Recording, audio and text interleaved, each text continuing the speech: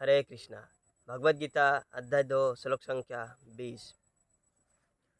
न जायते म्रियते वा कदाचिन्न्यायं भूत्वा भविता वा न भूय अजो नित्य शाश्वत अयं पुराण न हन्यते हन्न माने शरीरे। आत्मा के लिए किसी भी काल में ना तो जन्म है न मृत्यु, वह ना तो कभी जन्मा है न जन्म लेता है और न जन्म लेगा। वह अजन्म, नित्य, शाश्वत तथा पुरातन है। शरीर के मारे जाने पर वह मारा नहीं जाता। परमात्मा के यानी भगवान के अंश विशेष होने के नाते हम आत्माओं का जो कुछ गुण है जो भगवान से मिलते हैं, यानी गुणात्मक दृष्टिकोण से हम एक है। जैसे परमात्मा अजन्मा है, आत्मा भी अजन्मा है। परमात्मा शाश्वत है, आत्मा भी शाश्वत है। परमात्मा पुरातन है और आत्मा भी पुरातन है।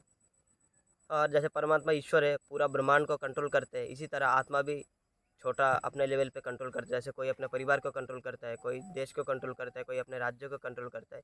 ये कुछ कुछ गुण है जो मिलते हैं। लेकिन अगर क्वांटिटी में देखें, परिमाण में देखें, तो आत्मा और परमात्मा का कहीं तुलना नहीं हो सकता। जैसे परमात्मा अगर समुंदर है तो आत्मा एक बूंद के बराबर है। लेकिन गुण में देखिए, जैसे समुद्र का पूरा पानी में जो भी केमिकल फार्मूला या जो भी कंपोजिशन पाया जाएगा, और एक बूंद पानी में भी वही पाया जाएगा। यानी गुणात्मक दृष्टिकोण से समुद्र का पानी और पूरा समुद्र और एक बूंद बराबर है। लेकिन परिमाण में यानी क्वांटिटी में कोई यहाँ पे कंपैरिजन नहीं हो सकता। तो आत्मा में कोई बदलाव भी नहीं होता। यहाँ पे इसलिए पुरातन कहा गया है। आत्मा में कोई बदलाव नहीं होता, हमेशा से जैसे है वैसे ही है। कोई इसमें नया चीज़ अपडेट नहीं होता। जैसे मोबाइल हम लोग देते हैं, मोबाइल में अपडेट हो जाता है, फिर बोल देते तुम्हारा पुराना वर्जन है, हमारे नया अपडेटेड वर्जन है। तो आत्मा पुरातन है, यानी इसमें कोई बदलाव नहीं होता। जैसे शरीर में 6 प्रकार के बदलाव होते हैं। पहला, शरीर जन्म लेता है। दूसरा, शरीर बढ़ता है। जैसे हम हमारा शरीर बढ़ता है, बचपन से हम बच्चे से बड़े होते हैं, फिर जवान होता है, ऐसे शरीर बढ़ता है।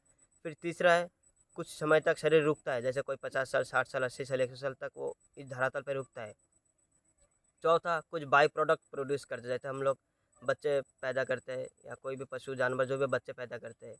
चौथा, फिर धीरे धीरे क्षीण हो जाता है, यानी धीरे धीरे क्षय होने लगता है, छोटा होते जाता है। जैसे देखेंगे, जो बूढ़े लोग होते हैं वो लोग धीरे धीरे उनका शरीर छोटा पड़ जाता है। जैसे उनका हाइट भी कम होने लगता है, पतला होते जाता है, हड्डी निकलने लगता है। जैसे बचपन में जैसे रहते वैसे धीरे धीरे हो जाता है। फिर जो 6 नंबर है यानी जो छठवा है वो एक दिन खत्म हो जाता है।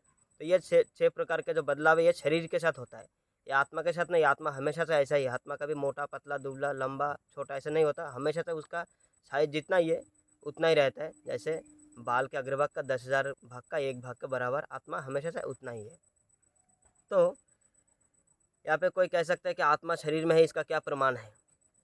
इसका प्रमाण है, और सारे कई प्रमाण है। जैसे शास्त्रों में है, भगवान ने बताया शास्त्रों में। लेकिन कलयुग के जीव के लिए थोड़ा लॉजिकली वे में सोचता है कि लॉजिक से हम समझे, क्योंकि शास्त्र तो पढ़ते हैं नहीं, और शास्त्र में जो लिखा होता है वो भी बिलीव नहीं करते। इसी तरह कुछ लॉजिकल वे में हम बताना चाहेंगे। जैसे मान लीजिए आकाश में सूरज होता है, तो कई बार मतलब दिन में भी सूरज हमको दिखता नहीं है। जैसे मान लिया बारिश के मौसम में, ज़्यादातर नॉर्थ इंडिया में कई जगह पे अभी बारिश का मौसम चल रहा है, तो लोग बोलते हैं हमने तो 15 दिन से सूरज देखा ही नहीं है, 15 दिन से सूरज आया ही नहीं है। क्या सच में ऐसा है? नहीं, सूरज आया है लेकिन हमको नहीं दिख रहा, क्योंकि बादल के तले छुपा हुआ है। उसका क्या प्रमाण है कि सूरज आया हुआ है? ये जो उजाला है चारों ओर, भले जितना भी बादल रहे, लेकिन रात जैसा उधर अंधेरा नहीं हो जाता, दिन रहता है ना। थोड़ा थोड़ा ऐसा धुंध सा रहता है, लेकिन हाँ पूरा दिखता है, क्लियर दिखता है, कुछ भी कर सकते हैं, कुछ भी काम कर सकते हैं। ये प्रमाण है, उजाला है, हमको सब कुछ दिख रहा है। इसका यही प्रमाण है कि सूरज है, भले वो ढका हुआ है। इसी तरह जो शरीर में चेतना है, वो चेतना का होना ही आत्मा का होने का प्रमाण है। अगर आपके शरीर में चेतना खत्म हो गया तो समझिए आपके शरीर से आत्मा निकल गया, यानी आप उस समय डेड बॉडी बन गए। जैसे जैसे डेड बॉडी जब वो मर जाता है, फिर उसको जला दे तो उसको कोई दर्द नहीं होता। लेकिन वही अगर जिंदा इंसान को कुछ थोड़ा सा भी चोट लगे तो बहुत ही चिल्लाता है। तो ये आत्मा आत्मा का होने का प्रमाण है, क्योंकि उसके अंदर चेतना है, इसीलिए उसको दर्द हो रहा है, उसको फील हो रहा है। अदरवाइज उसमें कोई फीलिंग नहीं होगा, कोई दर्द, कोई पेन, कुछ भी नहीं होगा। जैसे कठोर उपनिषद में भी कहा गया है, 1.2.18 में कहा गया है, ना जायते म्रियते व विपश्चित। यानी जो ये आत्मा है हमें हमेशा ज्ञानमय और कॉन्शियस यानी चेतन रहते हैं। और ये जहाँ पे जाएगा उस चीज़ को ज्ञानमय और चेतन कर देगा। जैसे सूरज खुद ही एक ब्राइट मतलब सोर्स ऑफ ब्राइटनेस है, इसीलिए वो दूसरों को भी ब्राइट देता है। खुद ही आलोकित है, इसीलिए दूसरों को भी आलोकित कर देता है। इसी तरह आत्मा खुद ज्ञानमय है और आपका चेतन है।